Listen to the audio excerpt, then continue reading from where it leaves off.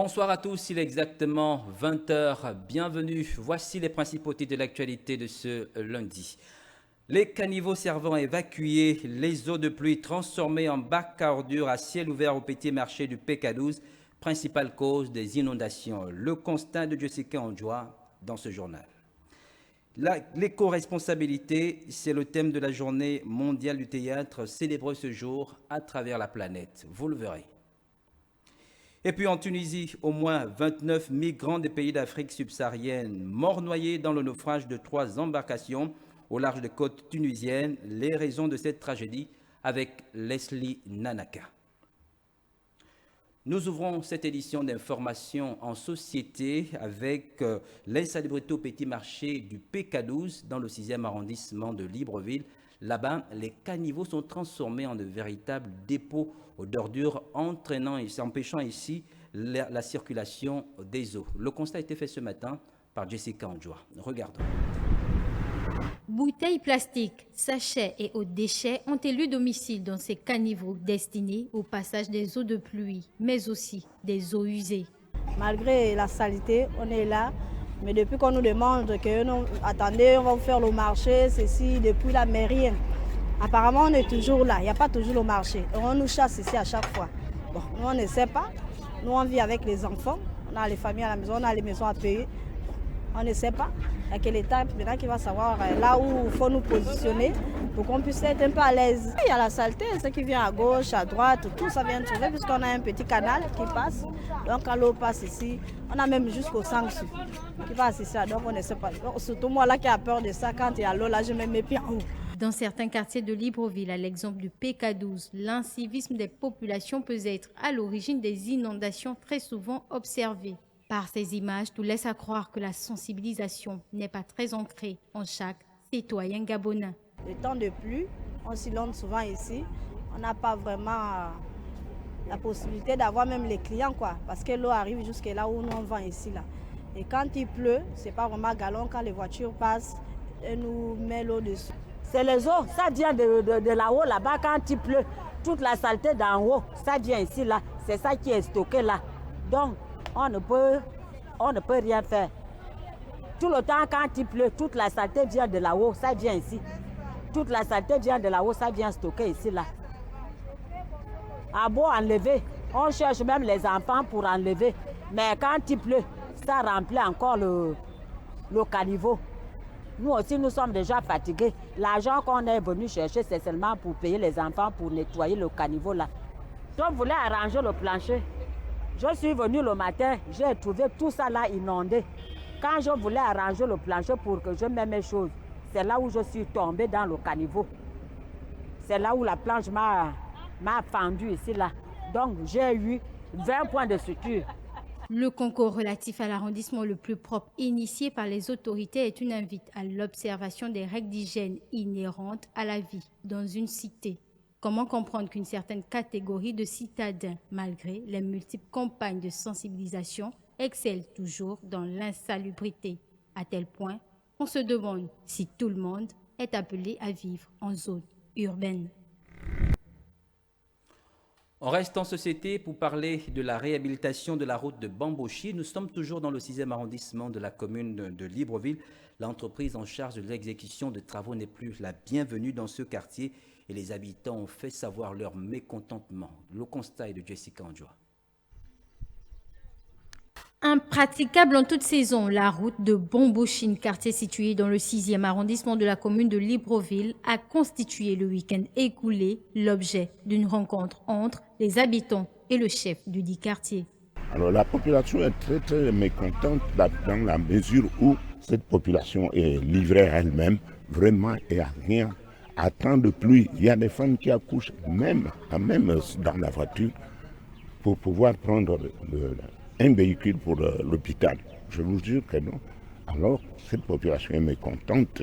Depuis une décennie, cette route-là a été abandonnée. Ils ont commencé les travaux. En commençant les travaux, vous verrez qu'il y a même les bitumages qui, jusqu'à aujourd'hui, le projet a été abandonné. Jusqu'à aujourd'hui. Pour ceux qui vont faire même la campagne, il y a tant de pluie. Je ne sais pas s'ils peuvent arriver même à Oving ou à Koubou.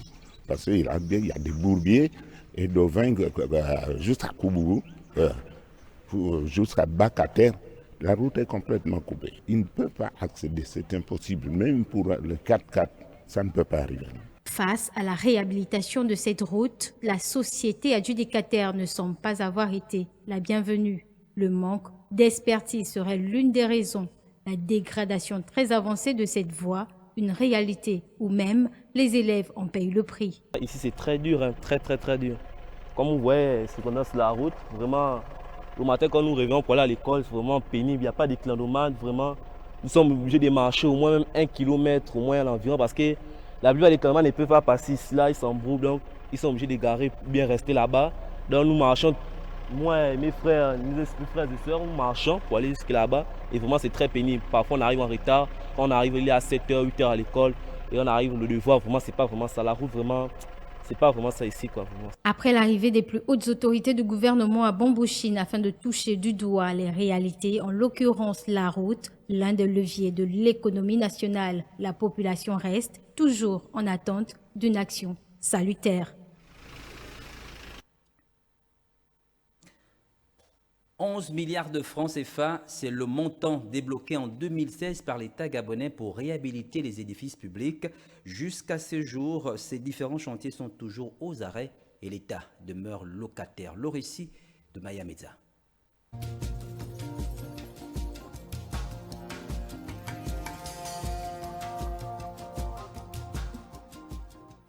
Alors qu'en 2016, le gouvernement annonçait un programme évalué à 11 milliards de francs CFA pour la réfection de 407 bâtiments, ce projet semble avoir été dans les oubliettes. Et pour cause, malgré cette annonce, l'opinion continue de constater l'état de dégradation avancé de plusieurs bâtiments appartenant à l'État et qui sont loin de bénéficier de son attention. Une situation d'autant plus préoccupante. En effet, si aucun programme de construction n'est à l'ordre du jour, plusieurs citoyens se questionnent sur le manque de volonté du gouvernement dans l'entretien des bâtiments existants. Exemple patent de ce laisser-aller, l'ancien bâtiment qui abritait le ministère de l'Intérieur, la SNBG, celui des Affaires étrangères, en pleine réfection qui laisse voir un frémissement. Africa numéro 1, le Sisiba, et certains qui depuis des années n'ont pas bénéficié d'une couche de peinture. Édifice abritant les services du ministère de l'Éducation nationale, ou encore le bâtiment abritant les services du ministère du Budget, et bien d'autres. Une bien curieuse situation donnant l'impression que l'État gabonais a décidé de s'y résoudre à demeurer locataire, alors qu'à voir tous ces bâtiments dégradés et vétustes ou encore abandonnés laisse croire qu'il y a un véritable problème de maintenance et d'entretien. À l'évidence, les mesures pourraient être prises pour une meilleure gestion des biens publics et un meilleur contrôle. Vie associative, venir en aide aux plus démunis, c'est l'objectif visé par la remise de kits alimentaires ce week-end à une vingtaine de familles au premier campement dans la commune d'Akanda, une initiative de l'association Commonwealth International au Gabon. Le reportage est signé de Ruth Matsanga.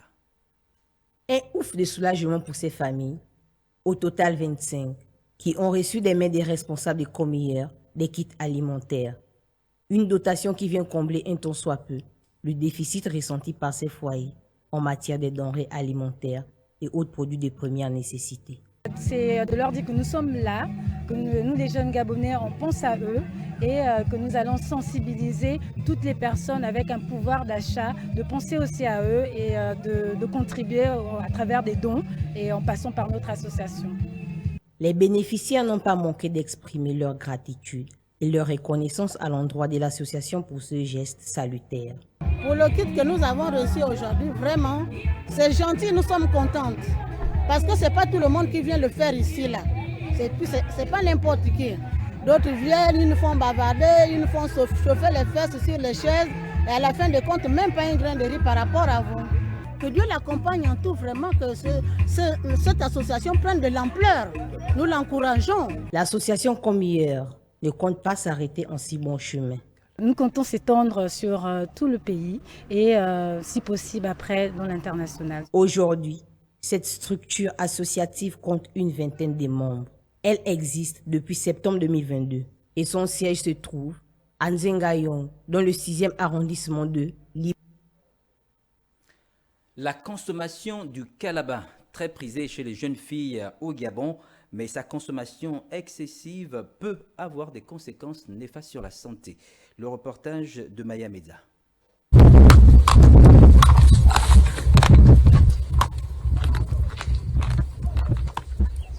Le kalaba, comme on l'appelle communément, c'est de l'argile très appréciée par de nombreuses femmes qui affirment que c'est difficile d'arrêter d'en consommer du jour au lendemain. J'ai consommé du kalaba, ça remonte. Et c'était pas une consommation compulsive. C'était une consommation, je pouvais prendre le kalaba, un bout de kalaba, je croquais 1-2 fois et je laissais. Je n'arrivais jamais à terminer. Quand tu commences à croquer le kalaba, pour t'en défaire, on va dire quoi, c'est des cures. Au fil du temps, le kalaba est devenu un produit commercialisé et comestible. Les femmes en raffolent. Oh bien sûr, c'est bon. Ce qui est sûr, c'est que c'est très, très... En tout cas, son goût n'est pas désagréable à la bouche. Ça dépend aussi de tout un chacun. Et pourtant, le danger est bien présent. J'ai commencé à consommer le kalaba, je pense que j'étais au lycée. Au début, on le fait par suivisme parce qu'on voit l'autre consommer et on se dit que c'est peut-être bien, donc on essaie 1 fois, 2 fois. Et après, on se rend compte que par habitude, ça devient une addiction de consommer. Après manger, comme ça, comme en guise de dessert, par exemple. Il paraît que le kalaba cause des dégâts chez la femme en général. Parce que lorsque cette dernière en consomme, ça fait en elle comme un soubassement. Et à la longue, elles deviennent stériles. Ces produits devraient être interdits à la vente partout dans le monde pour aider ces femmes qui se détruisent un peu plus chaque jour et sortir de cette forme de dépendance. Selon certains hommes, le conseil que je peux donner aux femmes, c'est de laisser complètement le kalaba. Et si l'État aussi peut avoir une mainmise pour arrêter ces personnes qui font le kalaba, là, ça doit nous faire du bien. Parce que c'est pas bien. Il y a des jeunes filles de 17 ans, 16 ans, je les vois partout dans le lycée avec les kalabas dans le sac, ainsi de suite. Mais c'est pas bien, on arrête rien que les drogues, mais ça aussi c'est une drogue pour les femmes. Ça détruit. Bon, sans même consulter un médecin ou bien un gynécologue. C'est des produits qui vont vraiment arrêter complètement pour les femmes parce que c'est souvent des produits, disons c'est un caillou, c'est en forme d'un des cailloux que les femmes consomment le plus souvent quand elles sont surtout en grossesse. À une certaine époque, l'argile servait à la fabrication des calebasses et des poteries cuire au four, à usage domestique ou culinaire. Cette matière dont raffolent la plupart des femmes en dépit de ses effets néfastes sur la santé doit être évitée.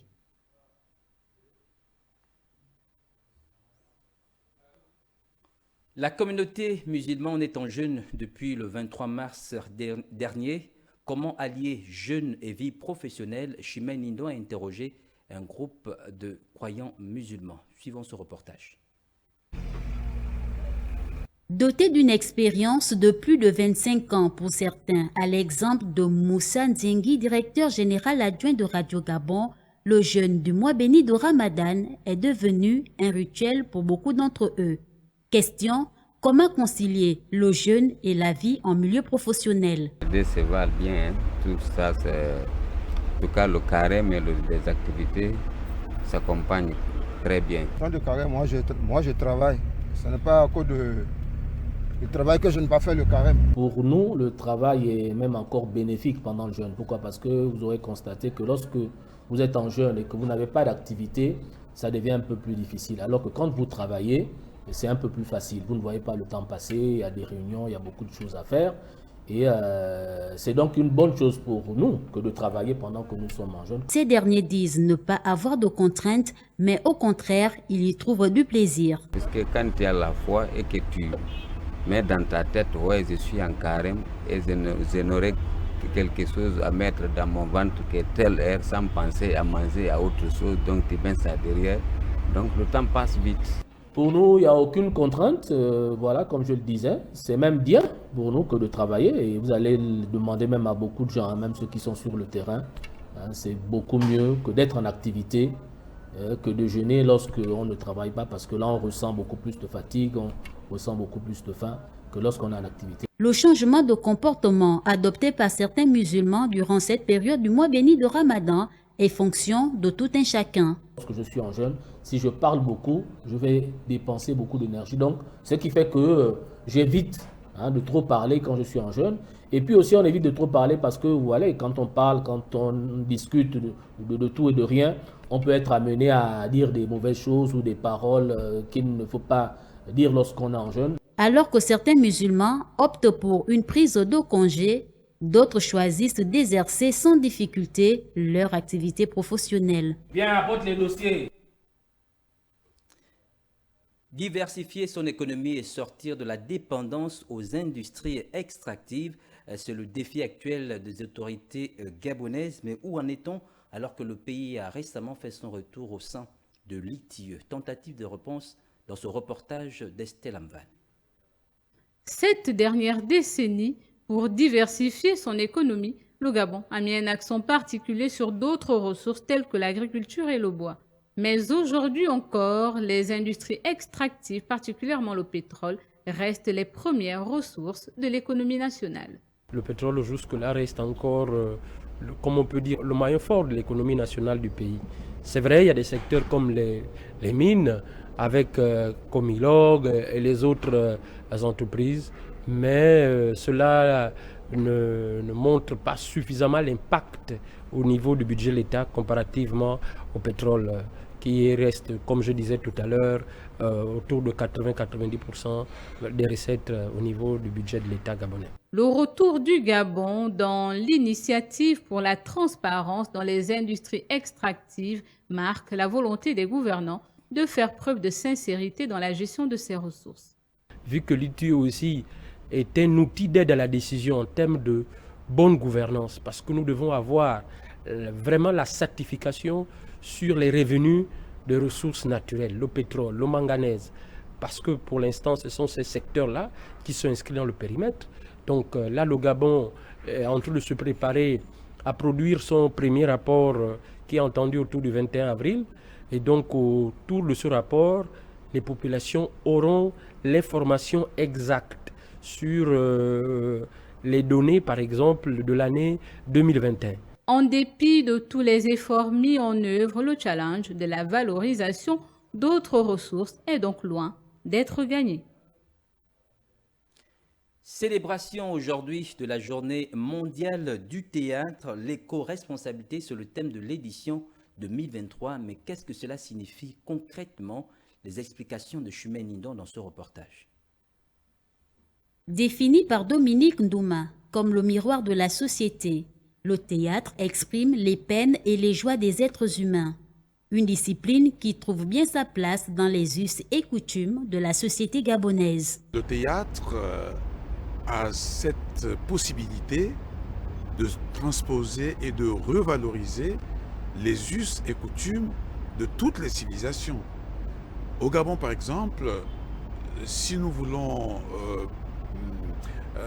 parler du mariage traditionnel, de la filiation, de l'arbre généalogique, eh bien, on va puiser dans nos us et coutumes pour faire des réalités de cette genèse-là un thème pour un spectacle. Choisi par le Conseil québécois du théâtre qui s'occupe de l'organisation de cette célébration, pour l'édition 2023, le CQT a choisi comme thème central de la Journée mondiale du théâtre l'éco-responsabilité. On est tous au départ responsables de la nature. Tout ce qui nous entoure nous appartient tous. Lorsque notre entourage, que ce soit, disons, la nature qui englobe les forêts, les eaux, tout ce que vous voulez, si tous ces écosystèmes-là sont en danger, mais nous aussi, les êtres humains, nous serons aussi victimes de ces dangers-là. La jeunesse gabonaise s'intéresse-t-elle au théâtre? Oui, madame, je peux vous garantir que la jeunesse d'aujourd'hui s'y intéresse. Le Gabon célébrera cette journée du 29 mars au 1er avril prochain. La 9e édition Festival Coup de Théâtre 2023 permettra de rendre hommage aux hommes du théâtre gabonais. L'actualité en bref, à présent dans le nord-est de la République démocratique du Congo. Une dizaine de personnes prises en otage le 25 mars ont été exécutée hier dimanche à une quarantaine de kilomètres de Bounia, chef-lieu de l'Ituri. Le véhicule dans lequel elle se trouvait est tombé dans une embuscade tendue par la milice de l'URDPC, une faction du groupe armé Codeco. Après le Mali, le Burkina Faso a ordonné aujourd'hui la suspension sine die de la diffusion de France 24 sur son territoire en raison d'une interview sur la chaîne d'information du chef d'Al-Qaïda au Maghreb islamique début mars. Nous poursuivons ce journal en Tunisie. Au moins 29 migrants sont morts au large des côtes tunisiennes dans une série de naufrages et beaucoup d'autres portés disparus. Les causes et les conséquences de cette tragédie dans ce récit de Leslie Nanaka. Selon le communiqué de garde-côtes tunisienne, 19 corps de migrants d'Afrique subsaharienne ont été retrouvés par des chalutiers à 58 km des côtes. 8 autres corps ont été retrouvés par une patrouille de garde-côtes au large de Madia, une bande de mer entre la Tunisie et l'île italienne de Lampedusa, sur la côte est. 11 passagers ont été secourus et 2 autres corps ont été retrouvés par des chalutiers. Depuis le discours en février du président tunisien Kais Saïed sur le taux élevé de migrants clandestins ressortissants d'Afrique subsaharienne en Tunisie, on note une recrudescence de ce genre de drame dans le pays. De nombreux immigrés subsahariens, victimes de vagues d'agressions, tentent de quitter la Tunisie où ils se sentent en insécurité. Nombreux d'entre eux dénoncent subir des persécutions, insultes, coups, agressions physiques, licenciements ou même expulsion de leur logement. On compte près de 21 000 ressortissants d'Afrique subsaharienne recensés officiellement en Tunisie, pour la plupart victimes de cette campagne contre les clandestins. L'ONU chiffre à 226% le rebondissement des arrivées de migrants en Italie sur le premier trimestre de 2023. Visiblement, le dernier discours du président Kais Saïed a fragilisé la situation des migrants subsahariens en Tunisie. Il faut rappeler qu'à l'instar de ceux qui, face à la situation d'instabilité en Tunisie, ont choisi d'immigrer vers les pays européens, en particulier en Italie, certains de ces Africains subsahariens ont opté pour le retour dans leur pays d'origine. C'est le cas des ressortissants de la Guinée, la Côte d'Ivoire et le Mali. Arrivée hier au Ghana de la vice-présidente américaine Kamala Harris, première étape de sa tournée dans 3 pays d'Afrique, objet de sa visite renforcer le lien entre Washington et le continent. Ralph Lenyongo pour le récit. Elle a prononcé un discours important à Accra, capitale du Ghana, et s'est entretenue avec de nombreux jeunes du pays. Kamala Harris a beaucoup insisté sur la montée en puissance de la jeunesse en Afrique. L'âge médian sur le continent est autour de 19 ans. La moitié de la croissance démographique mondiale se produira en Afrique au cours des prochaines décennies, ce qui représente un potentiel énorme pour la région. En Tanzanie, elle rencontrera la première femme présidente du pays, Samia Suluhu Hassan. La Tanzanie tente de consolider sa démocratie et d'instaurer des réformes. Elle se rendra ensuite en Zambie, où il sera davantage question d'entrepreneuriat, de sécurité alimentaire et d'autres sujets qui ont dominé les conversations en Afrique. Ce voyage est l'une des visites de plus haut niveau sur le continent depuis celle de l'ancien président américain Barack Obama. Depuis le début de l'année, le secrétaire d'État américain Anthony Blinken, l'épouse du président Joe Biden, Jill Biden, et la représentante permanente auprès des Nations Unies, Linda Thomas-Greenfield, se sont rendus dans certains pays africains. L'influence croissante de la Chine sur le continent est aussi l'un des principaux sujets de la visite. Les États-Unis sont préoccupés par le renforcement de la présence économique de la Chine en Afrique et souhaitent que les investissements privés augmentent sur le continent pour faire progresser les relations commerciales. Les États-Unis ont exporté 26,7 milliards de dollars vers l'Afrique en 2021 et importé 37,6 milliards de dollars d'Afrique la même année. Ils accordent le privilège d'importer les produits sans droit de douane à des dizaines de pays du continent. En 2011, les exportations des États-Unis vers le continent étaient de l'ordre de 32,8 milliards de dollars et les importations de l'ordre de 93 milliards. En sport, 4e journée du championnat de la Ligue de l'Est hier de volleyball. Eva affrontait TGV au gymnase du lycée national Léomba. Victoire au forceps de TGV 3-7 contre 2. Le résumé de cette rencontre avec Jervin Goma. La 4e journée du championnat de la Ligue de l'Est de volleyball s'est jouée le week-end écoulé au gymnase du lycée national Léomba. Eva Volleyball était opposé au mythique club TGV dans un match de bonne qualité dans lequel Eva Volley a dominé les débats mais a péché au niveau de l'expérience. Ils ne peuvent que nourrir des regrets pour cette défaite. Comme on a coutume de le dire, dominer n'est pas gagner. Ce match était un peu difficile parce qu'on jouait contre les champions en titre, champions du Gabon et champions de l'estuaire. Donc c'est bien pour une reprise quand nous sommes allés au tie-break. Et c'est quand même une équipe de l'élite A et nous sommes à l'élite B. Donc il y a quand même une différence, mais l'expérience a été du côté des TGV par rapport à celle d'Eva. Quant à TGV, l'expérience a fait la différence. Ils ont dû aller chercher les ressources nécessaires afin d'arriver à bout de Eva Volleyball. On a eu pas mal de difficultés. Donc on a gagné certes aujourd'hui, mais on est tombé sur une bonne équipe d'Eva. Et franchement, c'était pas facile. Pas très satisfait du résultat. On a gagné par expérience. Je crois que vers la fin, l'équipe d'Eva a un peu pêché par expérience justement. Et nous, étant quand même des joueurs assez expérimentés, on a eu la grâce de gagner ce match. 3-7-2, c'était le score final de cette rencontre. Eva Volley doit, dans l'impératif, se ressaisir et reprendre des points pour la 5e journée. Et puis en football, le match Soudan-Gabon, c'est dans une trentaine de minutes. Les Panthères du Gabon vont-elles prendre le dessus sur les crocodiles du Nil du Soudan après le forfait de Jim Alevina et l'absence de Denis Bouanga? L'analyse d'Herman Malaga. Moussavou. Les Panthères du Gabon sont à 90 minutes d'une probable qualification pour la prochaine Coupe d'Afrique des Nations en Côte d'Ivoire, à condition de prendre le dessus à nouveau sur leur adversaire, le Soudan, ce soir à 22 h au stade Al-Hilal, en match comptant pour la 4e journée de ces éliminatoires. Après ce 1-0 au match aller, l'absence de deux autres tauliers de la sélection gabonaise, Denis Bouanga et Jim Alevina, c'est un groupe avec 4 de ces cadres absents qui affrontera le Soudan ce soir. Mais les Panthères du Gabon ont de la ressource et affichent une ferme volonté à prendre les 3 points pour consolider leur place de leader du groupe I et valider leur ticket pour la Côte d'Ivoire. De Jean-Noël à Monomé à Ramboupenza en passant par Gaylor Kanga, les poulains du coach Patrice Neveu ont les visages fixés vers l'objectif qui est la qualification.